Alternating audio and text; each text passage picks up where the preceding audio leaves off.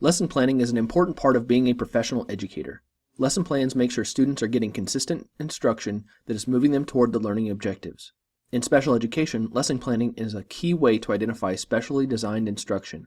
However, lesson planning can be difficult to do in special education as you balance the curriculum and student needs. Because of this, special educators need to lesson plan with student goals in mind. Otherwise, the general education needs can distract from the IEP goals. A quick review of goals. The IEP goals we write should reflect the student's current performance levels, the expected performance level of the targeted skill, and the high expectations we hold for students. Appropriately ambitious goals are a sign of a well-thought-out IEP. Goals should have 4 elements: a time frame, a condition, the behavior that will be improved, and the criteria that shows the goal was met. Here are some examples. Notice how each of these goals has a time frame, a condition that gives the context for the behavior, and the level at which the behavior will be met. In special education, there is a paradox caused by competing objectives. IEP goals often focus on independence, transition, social-emotional, and academic skills, whereas general education often has focus on graduation, credits earned, state assessment scores, and grades. These competing interests must be balanced if we expect students to make appropriate progress. IEP goals are best met with specially designed instruction and related services, while the general education goals can often be met through accommodations and modifications. The balance point is often the time that is available in the day. This time constraint is what teams must consider when figuring out what they will emphasize. When lesson planning, we first must identify where IEP and general education goals intersect, as these are the easiest points to target. When there are conflicts, the IEP goals trump the general education goals, and school teams must accommodate or modify the other requirements so the IEP goals can be met.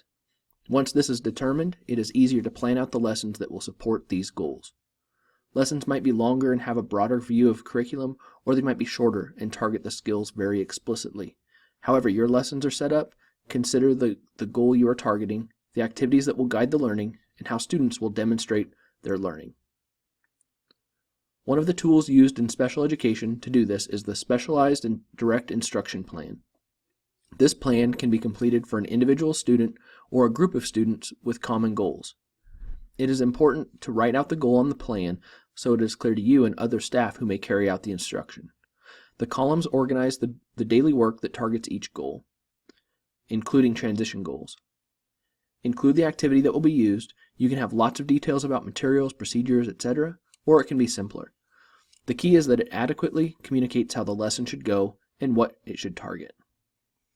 The plan should also describe how you will know the student learned what was taught. Will there be a short quiz? Will you tally correct and incorrect answers during the lesson? Or is there an independent task that will be scored? Here's an example of this document filled out. Notice the goals at the top and how the daily lessons support each goal. One note on the example is that it does leave off the assessment information.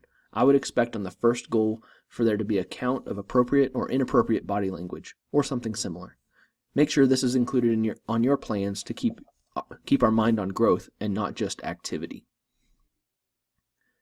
In some classrooms with less experienced paras, they may need additional information about carrying out lessons.